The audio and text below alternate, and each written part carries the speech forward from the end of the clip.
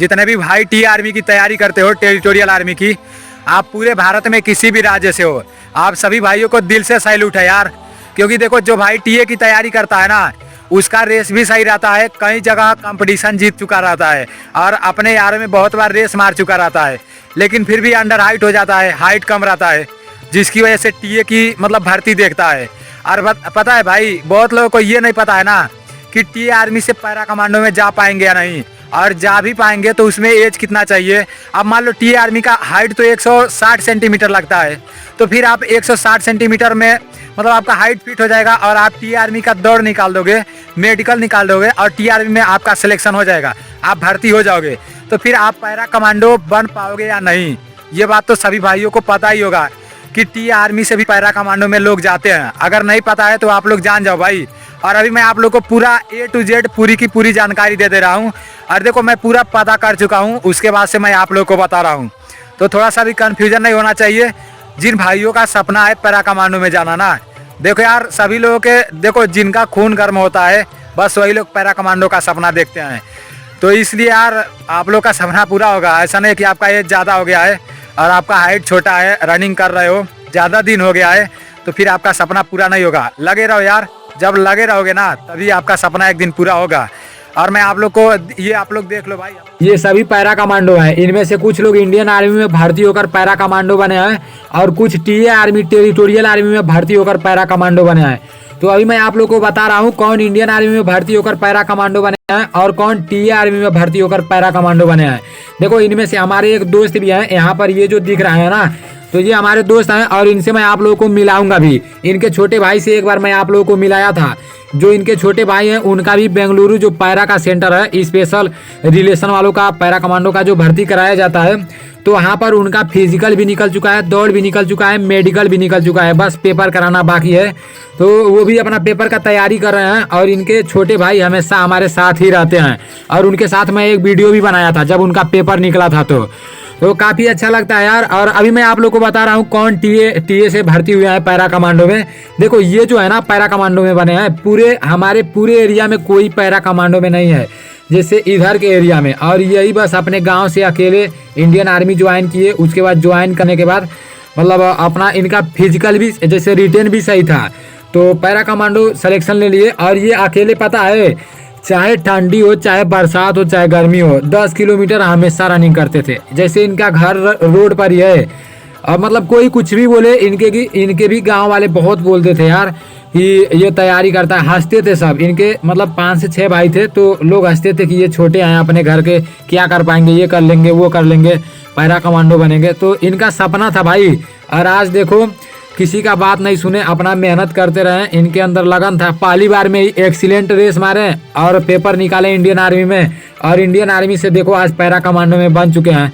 जब छुट्टी पर आते हैं तो हमेशा हम लोग के साथ मतलब आते हैं, तो मिलते हैं कभी भी, तो बहुत अच्छा लगता है भाई। लगता ही नहीं है कि ये पैरा कमांडो है।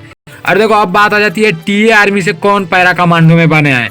तो देखो ये जो है ना, ये इंडियन आर्मी से बने हैं और जो हमारे दोस्त हैं वो भी इंडियन आर्मी से बने हैं।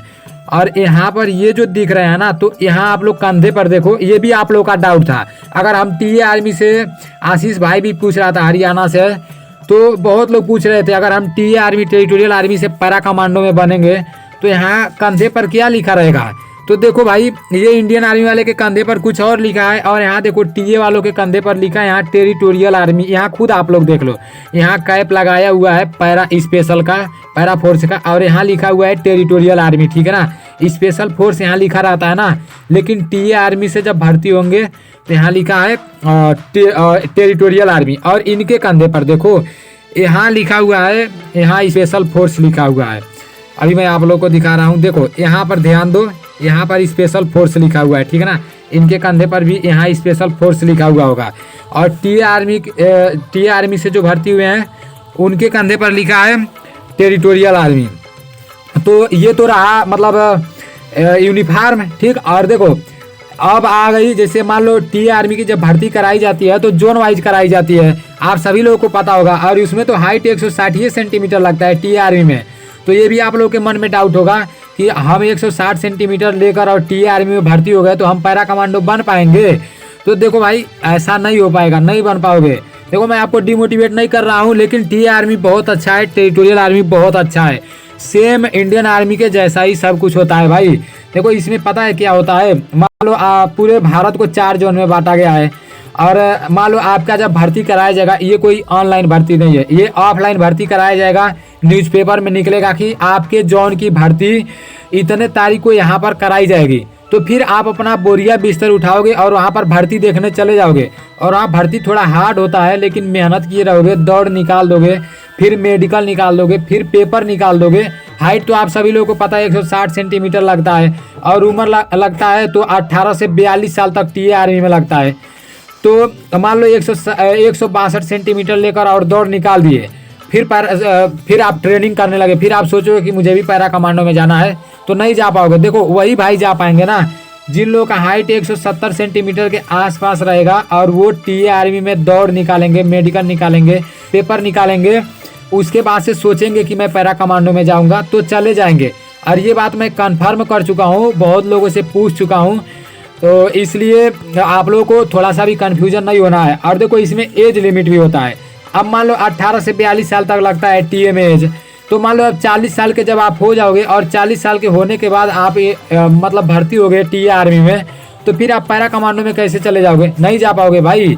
इसमें आपको 25 साल से कम होना चाहिए, ठीक है ना। 25 साल से कम रहोगे, 170 सेंटीमीटर हाइट रहेगा, और टी आर्मी में रेस मार दोगे, सब कुछ फाइनल हो जाएगा, मेडिकल और पेपर निकाल दोगे, तो फिर आप आसानी से पैरा कमांडो जब ट्रेनिंग देने लगोगे ना, तो एक वॉलंटियर फार्म आता है, फिर उस वॉलंटियर आपको पूछा जाएगा कौन कौन मतलब पैरा कमांडो में जाना चाहते हैं, तो फिर आप वॉलंटियर फार्म करोगे, तो उसमें भी मतलब कंपटीशन कराया जाएगा। बहुत लोग जाते हैं पैरा कमांडो बनने के लिए, सिलेक्शन लेने के लिए, लेकिन ट्रेनिंग हार्ड होता है, जिसकी वजह से फिर अपने यूनिट में आ जाते हैं, फिर अपना ट्रेनिंग करने लगते हैं।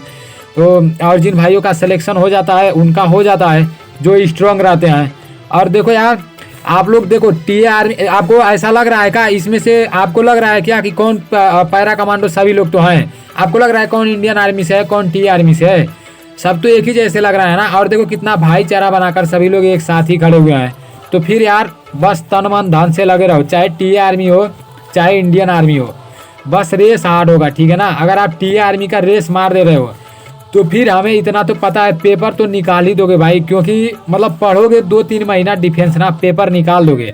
और आप लोग खुद देख लो, कोई फर्क नहीं होता है। इसलिए आपका एज ज़्यादा हो गया है, दौड़ते दौड़ते ज़्यादा टाइम, और आपका हाइट बहुत छोटा है 160 सेंटीमीटर, 162 सेंटीमीटर। तो फिर आप अपना मेहनत करते रहो, मत छोड़ना कराम, ठीक है ना। अपना काम है, काम करते रहो, और ये भी करते रहो। पैरा कमांडो में सपना है तो भाई जाओगे, लेकिन जितना भी शर्त मैं बताया हूँ ना, उतना पूरा का पूरा। जितने भाइयों को कंफ्यूजन था कि टी आर्मी से पैरा कमांडो में जाते हैं या नहीं, और जाते हैं तो उसमें कितना हाइट लगता है, उसमें कितना एज होना चाहिए, तो ये सारा कंफ्यूजन आप लोग का दूर हो गया होगा। और देखो यार, आप लोग फील्ड नहीं छोड़ना, क्योंकि यार अगर आप फील्ड छोड़ दोगे तो फिर आपका सिलेक्शन तो निश्चित है नहीं होगा।